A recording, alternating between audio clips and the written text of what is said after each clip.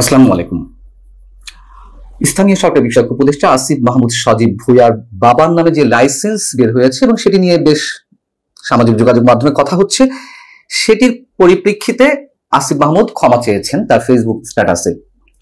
এটা ভালো দিক, নিঃসন্দেহে যে ক্ষমা চাওয়ার প্রবণতা তো অন্তত দেখা যাচ্ছে। কিন্তু অভিযোগ তো অসংখ্য, সবগুলোর জন্যই কি আসিফ মাহমুদের মতন ব্যক্তিরা ক্ষমা চাওয়ার সাহস আছে?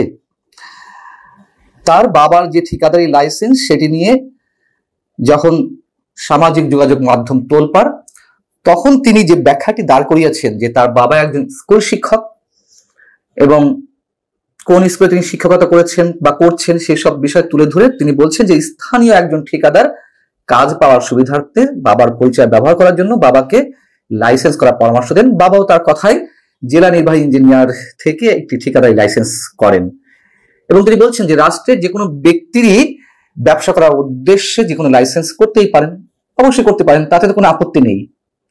পরবর্তীতে আবার আমাদের যে যেখানে আপত্তি, সাধারণ মানুষ যে এটি নিয়ে সমালোচনা করছেন, তিনি আবার সেটি তুলে ধরেছেন। তিনি বলছেন যে তবে আমি সংশ্লিষ্ট মন্ত্রণালয়ের দায়িত্বরত থাকা অবস্থায় বাবার ঠিকাদারি ব্যবসায় জড়ানো স্পষ্টভাবেই কনফ্লিক্ট অফ ইন্টারেস্ট। তো বিষয়টি বোঝানোর পর তার বাবা লাইসেন্সটি বাতিলের জন্য আবেদন করেছেন। প্রথম কথা হচ্ছে তিনি ক্ষমা চেয়েছেন, প্রথমেই বলে নিয়েছে, এটি ভালো দিক, এটা আমরা বেশ ভালোভাবে গ্রহণ করতে চাই।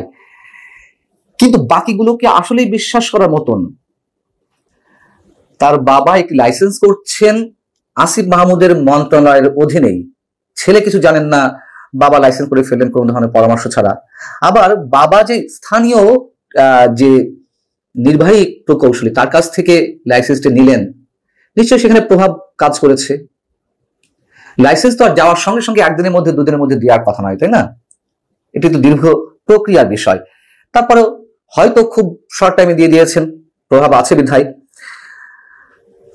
এই যে একটা বিষয় তিনি ক্ষমা চাইলেন, আর বাকিগুলো, তার এপিএস মোয়াজ্জেম হোসেন তাকে সরানো নিয়ে যে লঙ্কাকাণ্ড ঘটে গেল এবং তাকে যে অব্যাহতি দেওয়া হয়েছে প্রশাসন জনপ্রশাসন মন্ত্রণালয় থেকে যেটি জানানো হয়েছে, সেটি নিয়ে এপিএস মোয়াজ্জেম হোসেন তার ফেসবুক স্ট্যাটাসে যেটি তুলে ধরেছেন যে তিনি পদত্যাগ করেননি, মানে তাকে অপসারণ করা হয়নি, তিনি পদত্যাগ করেছেন। এবং তিনি যেগুলো সেখানে দাবি করেছেন এর ব্যাখ্যা আমি গতকালই একটি কন্টেন্টে দিয়েছিলাম, আবার একটু মনে করে দিই প্রসঙ্গক্রমে, যেহেতু আসিফ মাহমুদ সজীব ভুঁইয়ার বিষয়টি এখনো চলছে সমালোচনার মধ্য দিয়ে। সেখানে বলা হলো যে রাষ্ট্রপতির অনুমোদনের জন্য তার এই বিষয়টি প্রজ্ঞাপন আকারে জারি করতে সময় হচ্ছিল বা জনপ্রশাসন মন্ত্রণালয়ের সময় লেগেছে। তিনি পদত্যাগ করেছেন 8 মার্চ। আসিফ মাহমুদ সজীব ভুঁইয়া কিন্তু কোথাও বলেননি যে তিনি পদত্যাগ করেছেন। পরবর্তীতে যখন এটি বিভিন্ন গণমাধ্যমে তাকে অপসারণ করা হয়েছে এই নিয়ে যখন খবর বের হলো, তখন তিনি বলছেন যে না, তাকে অব্যাহতি দেওয়া হয়েছে। জনপ্রশাসন মন্ত্রণালয় তার পদত্যাগ পত্রের কথাটি তাদের প্রজ্ঞাপনে উল্লেখ করেনি। আর সবচেয়ে বড় কথা যে তার পদত্যাগ পত্র গৃহীত হওয়ার বিষয়টি তো সংশ্লিষ্ট মন্ত্রণালয়ের মন্ত্রীর, উপদেষ্টার বা সেটি বড় জোর জনপ্রশাসন মন্ত্রণালয় যাবে। জনপ্রশাসন মন্ত্রণালয় যেহেতু তাকে নিয়োগ দিয়েছিল, তার চাকরি তো অস্থায়ী ভিত্তিতে, এটি স্থায়ী কোনো সরকারি চাকরি নয়, সেখানে কেন রাষ্ট্রপতির অনুমোদনের বিষয়টি তুলে নিয়ে আসবে? এবং সেই বিষয়টিতে সমর্থন জানিয়েছেন আসিফ মাহমুদ সজীব ভুঁইয়া। তিনিও তার ফেসবুক পোস্টে উল্লেখ করেছেন যে না, তাকে অপসারণ করা হয়নি বা এমনি এমনি অব্যাহতি দেওয়া হয়নি, তিনি পদত্যাগ করেছেন। আমি গতকালই মন্তব্য করেছিলাম যে নিশ্চয়ই কোনো ধরনের দ্বন্দ্ব তৈরি হয়েছে বা মোয়াজ্জেম হোসেনের কাছে এমন কোনো খবর আছে, তথ্য আছে বা এমন কোনো দুর্বলতা আছে যেটিকে, মানে যে বিষয়টি একেবারে ডাহা মিথ্যাভাবে মোয়াজ্জেম হোসেন উল্লেখ করেছেন, রাষ্ট্রপতি বিষয়টি তুলে এনেছেন, সেটিকে তিনি সমর্থন জানিয়েছেন। এটির ব্যাখ্যা তিনি কি দিবেন?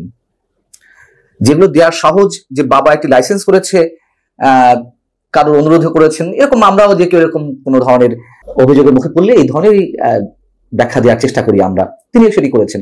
কিন্তু যেখানে রাষ্ট্রপতিকে উল্লেখ করা হলো যে পদত্যাগ তার কাছে গিয়েছে, তিনি অনুমোদন করেছেন, এত বড় একটি বিষয় তিনি কি ব্যাখ্যা দিবেন? এবং মন্ত্রণালয়ের যে তদবির বাণিজ্য, বদলি বাণিজ্য, নিয়োগ বাণিজ্য এগুলো হচ্ছে না, কতগুলোর জবাব তিনি এইভাবে দিবেন? দেওয়ার সৎসাহস আছে? নিশ্চয়ই নেই। আর এই যে আসিফ মাহমুদ সজীব ভুঁইয়া, নাহিদ ইসলাম কিংবা মাহফুজ আলম, তাদের মতো ব্যক্তিদের প্রতি মানুষের যে আস্থা ছিল, তারা এত বেশি সমালোচনা হওয়ার কারণ তো এটি, যেখানে তারা স্বচ্ছতার সঙ্গে সবকিছু নিয়ন্ত্রণ করবেন, ক্ষমতা, লোভ সবকিছু ঊর্ধ্বে থাকবেন, সেই জায়গায় এসে বরং দলীয় যে মন্ত্রী, দলীয় এমপি বা দলীয় ক্যাডার বলি, নেতা বলি, তাদের যে ধরনের প্রভাব প্রতিপত্ত ক্ষমতার প্রভাব আমরা দেখেছি, তার সবকিছুকে ছাড়িয়ে গেছেন এই ছাত্র উপদেষ্টারা।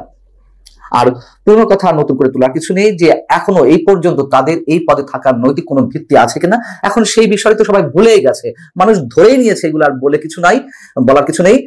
এবং বিএনপি থেকে শুরু করে বিভিন্ন রাজনৈতিক দল তাদের যে পদত্যাগের দাবি করছিল, যে বিশেষ কোন রাজনৈতিক দলের সঙ্গে তাদের সম্পৃক্ত আছেন, নাহিদ ইসলাম পদত্যাগ করেছেন, তারপর তারা দুজন রয়ে গেছেন, এখন আসলে মানুষের অনেক কিছু সয়ে যাচ্ছে।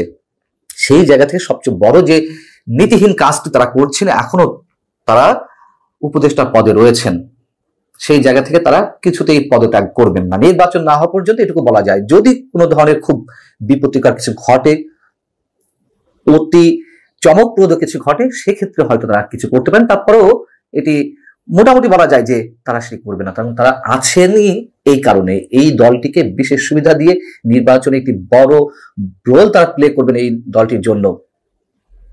আর তাদের যে প্রভাব প্রতিপত্তি এবং আসিফ মাহমুদ সজীব ভুঁইয়া সম্পর্কে স্থানীয় সরকার মন্ত্রণালয় এবং একই সঙ্গে যুব ক্রীড়া মন্ত্রণালয়ের বিভিন্ন পর্যায়ের কর্মকর্তার সঙ্গে আমার কথা হয়েছে। অতিরিক্ত সচিব পর্যায়ের দুই একজন আমাকে বলেছেন যে তারা আসলে কাজ করতে বিব্রত বোধ করছেন প্রতিক্ষণে। তাদের মধ্যে সিনিয়র পার্সনদের যেভাবে অবজ্ঞা করা হচ্ছে আসিফ মাহমুদের মাধ্যমে, ন্যূনতম শ্রদ্ধা বোধ তার মধ্যে দেখা যায় না। এগুলো আসলে বলার কিছু নেই, বড় বড় দুর্নীতির যে খবরগুলো আসছে তারই কোনো জবাব নেই। আর নীতি নৈতিকতা, ভদ্রতা, ভব্যতা, সভ্যতা, এগুলো তার কিছুই নয় না। অতএব আসিফ মাহমুদ সজীব ভুঁইয়া ক্ষমা চেয়েছেন, এটিকে আমরা ভালোভাবে নিতে চাই, এই সংস্কৃতি চালু হোক। কিন্তু এর মধ্যে আর যা কিছু ঘটছে তারও নিশ্চয়ই নিষ্পত্তির কিছু রয়েছে অনেক ক্ষেত্রে। আল্লাহ হাফেজ, ভালো থাকুন সবাই।